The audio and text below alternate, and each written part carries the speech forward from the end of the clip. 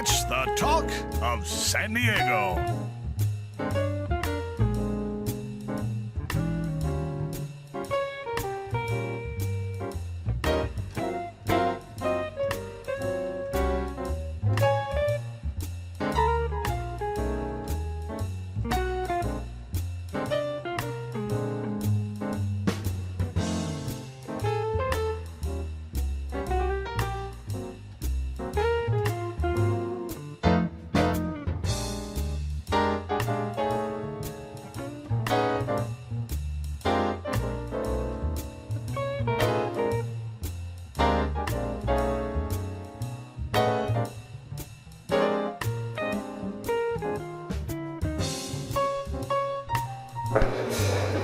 Hi guys, I'm Mallory. We're here today at the Natural History Museum.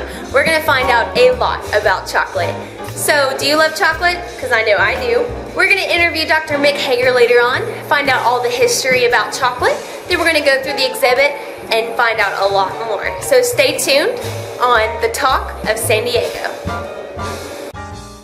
If you are watching the Talk of San Diego in 3D, as a warning, you may want to consider removing your glasses for just a moment while we adjust the zoom in, zoom out setting on the camera. We apologize for any inconvenience this may have in your viewing pleasure. We'll tell you when it's safe to put your glasses back on.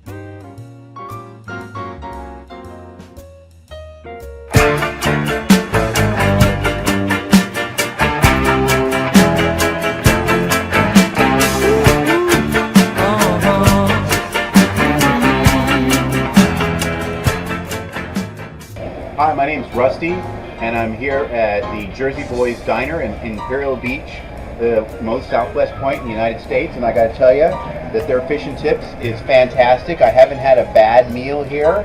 I hope you all come down and try it. I think you'll love it, and the staff here is marvelous. They have the greatest service that I've found in this area. I'm his sister Susan. I'm having the thin crust pizza today with a little bit of spinach and mushrooms, but you can do it for whatever you want. And the best thing about it is thin and crispy and delicious. They also have some really great beers, and the eggs Benedict for breakfast and unlimited mimosas are delicious. And this Enjoy. is Saki. Oh, this is Saki. Saki, you want to say something? Saki likes the dog treats here and the water bowl. Yeah, the dog nuts. Dog friendly. Yeah, very dog friendly. Anthony works in the grocery store, saving his pennies for... Hi everyone, my name is Mallory. We're back here at the San Diego Natural History Museum. We're going to be asking Dr. Michael Hagar a few questions about chocolate. Hi Mick, we're back here and we just went through the exhibit. I had a great time looking around. It smelled amazing. It does, and we have a chocolate store if you're interested. Absolutely, and I'm going to ask you a few questions about that later on. Definitely. Great. All right, so we can go ahead and get started. Do you want to tell us a little bit about how chocolate came to be? Well, chocolate is an exhibition that was put together by the Field Museum of Natural History in Chicago. Okay. And it has just proved such a popular topic and we had it about 5 years ago, and so many people liked it, we decided that we would bring it back and have it over the holidays when everybody's interest in chocolate is very high. Definitely. I think that's a great idea because I was definitely interested in doing this interview. Good. All right, so could you tell us a little bit about the cocoa bean, where it came from? Originally, chocolate was used by the Mayans, and they cultivated the cacao tree, which is native to Central and South and Northern South America. And the cacao tree grows in the lower canopy of a tropical rainforest. So there are big trees that tower above it, but it's pretty low to the floor because there's a very small insect that can't get very high to fertilize the flowers. A little midge that is needed to fertilize the cacao tree seeds and produce seeds. So, what are these midges? Well, they're just tiny little insects that feed on the nectar of the flower, and then they carry the pollen. flower to flower, which fertilizes the tree, and then of course the cacao pods grow. And strangely enough, it's a fruit. Oh, that is interesting. I never would have thought that. So, do you know what makes it a fruit? Well, it's a fruit because the cacao pod is a fleshy pod with seeds in it, much like a tomato. We think of as a vegetable, it actually is a fruit. Or an apple, that is a fruit. It's actually the sexually reproductive part of the plant itself. Usually sweet because it wants to be eaten by animals and then the seeds spread. So that's kind of the plant strategy for dispersal. That's so interesting to me. Okay, so we know that the Mayans were the original founders, right? They originally cultivated the cacao tree. They used it. They made a bitter frothy drink. Now, keep in mind they didn't put sugar with it. Now they probably mixed a little honey with it, and they also sometimes mixed in chilies. And so it was a spicy, frothy drink, and it was used in religious ceremonies. But most of the people of the community, because it was grown and cultivated there, got to partake in the drink. It was then traded to the Aztecs. Now the Aztecs can't grow it. The Aztecs were further north in central Mexico. So the cacao tree didn't grow there. And to them it was like money. They could pay their taxes with it. And the only people that got to partake of that drink were the high priest and the gods and the royalty are the only ones that got to partake. So it was more of like a commodity back then? It was, yeah. Kind of is now too. yeah, exactly. Cool. So after the Aztecs came and they got it, what else did they do with it? Did they do anything different with it than the Mayans did, or did they do pretty much the same stuff? Not really, except it was just much more valuable to them. So they used it for money. But then, of course, the Aztecs were conquered by the Spanish.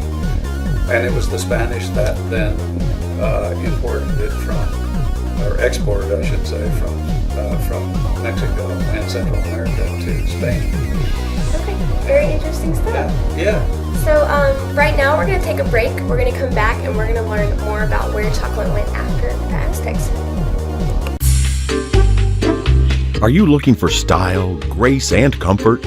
Then Sofa King San Diego has the answer. Sofa King San Diego has thousands of styles to choose from.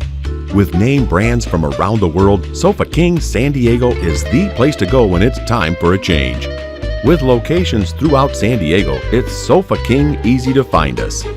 Sofa King San Diego can provide payment plans to meet just about everyone's budget, and that makes buying Sofa King easy. So remember, we're not just Sofa King, we're Sofa King San Diego. Just go to sofakingsandiego.com. Now open in Descanso.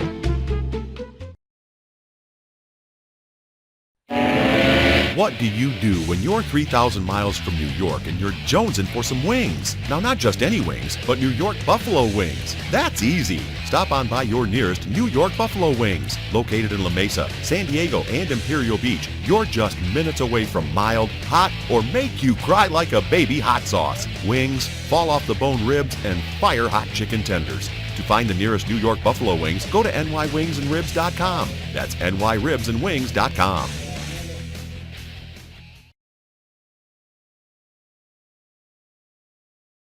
Hi guys, I'm Mallory. We're back here with Dr. Mick. We're going to continue talking about chocolate and how it came to your apple. Okay? So, we're back here. I want to start off by talking a little bit about how chocolate made it out of the Aztec world into a totally different world and what happened with it after that. Well, the Spanish conquered the Aztecs and exported chocolate back to Spain, but they kept it a secret for almost a century. Wow. Because again, it was a rare commodity, so they kept it a secret for about a century. Then it started getting, the Italians actually experimented with it, and they had everything from chocolate soup to chocolate polenta, even liver dipped in chocolate and fried. I can't even imagine that. I wouldn't eat that. I wouldn't either. But they got, and then it just spread throughout Europe. And in fact, in 1654, the first coffee house was introduced in London. And in 1657, the first chocolate house. And by the 1700s, there were 2,000 chocolate shops in London alone. Yeah. So they got very creative with it. They made it into a solid instead of just a chocolate drink. They added sugar and other things to make it into a solid candy confection as we have today. Now, that solid state, did that have anything to do with refrigeration? I mean, obviously when it's hot, chocolate melts, so did they have to wait for refrigeration to come around before they could have the solid state? No, actually they got to the solid state prior to refrigeration. Really? That's Yeah, but it's really widespread throughout the world these days, and in fact, the European countries started colonizing lands where they could take the chocolate seed and plant, so they had plantations around the world. Unfortunately, that's when it got linked to slavery. So it was slavery of African peoples and slavery of native peoples around the world. And it's kind of the dark side of the, no pun intended, the dark side of the chocolate story. But eventually it went into widespread production, exported around the world, and a wonderful treat as we know it today. Alright guys, so now that we know a lot about the history of chocolate, I have another question for you. Sure. Alright, so our parents always tell us to eat our fruits and veggies. Does that mean we get to eat as much chocolate as we want? Well, according to Dr. Mick, yes. According to me, yes too. Chocolate is actually a fruit, which is the fleshy, it grows in a pod, which is a fleshy part of a fruiting body, like a tomato is a fruit as well, or an apple with seeds in it. So it's actually a fruit. Chocolate is actually good for you, and there is a lot of evidence that dark chocolate in particular. And there are companies in the United States, a company like Shosai Chocolate, that actually has a chocolate diet for people that are trying to lose weight. Now that's dark chocolate, not milk chocolate. Because of less sugar, right? It's less sugar, less milk, less fatty substance added to it.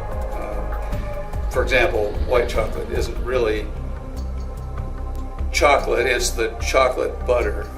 And so what they did, when they manufacture it, they press the powder out, and they get out the chocolate butter, which is the fatty part of it. And they mix that with a lot of sugar.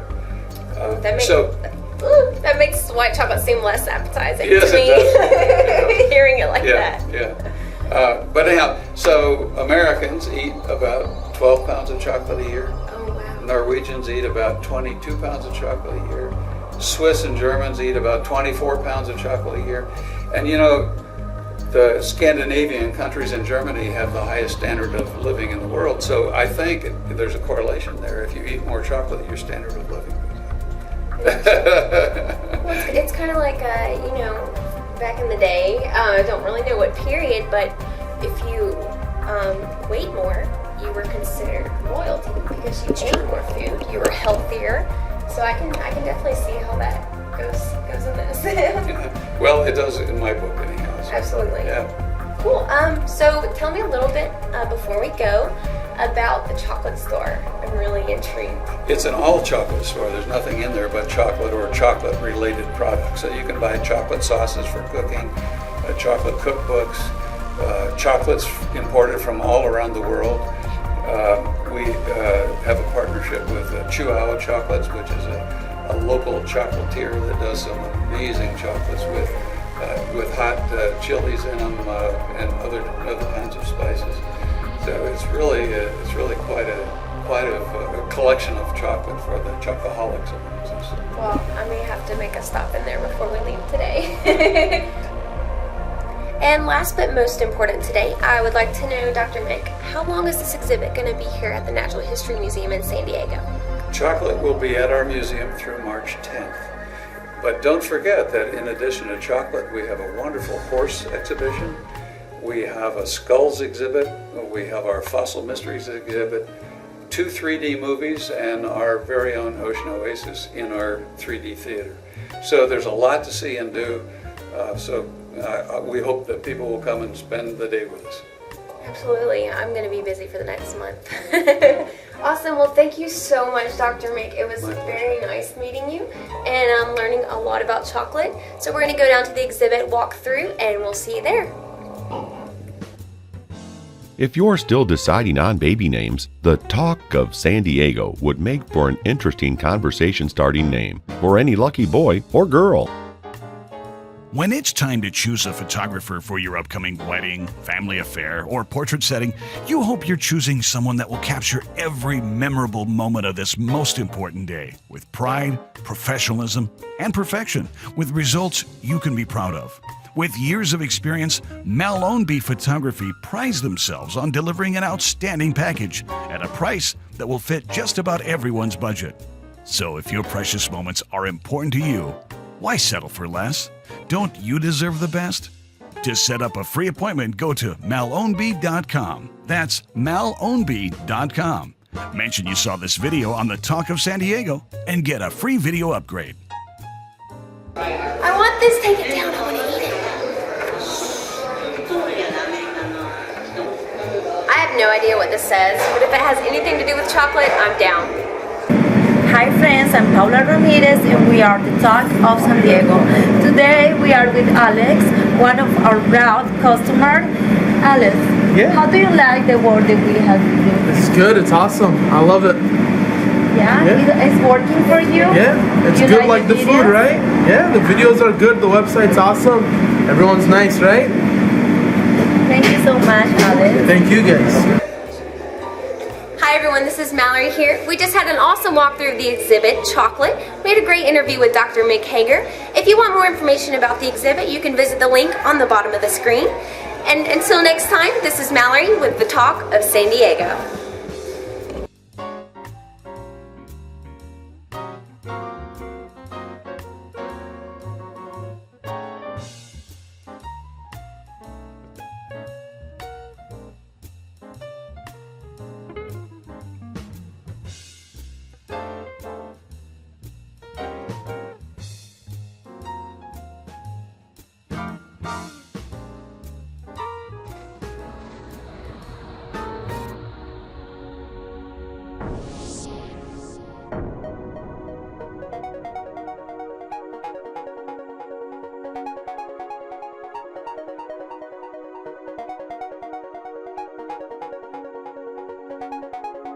You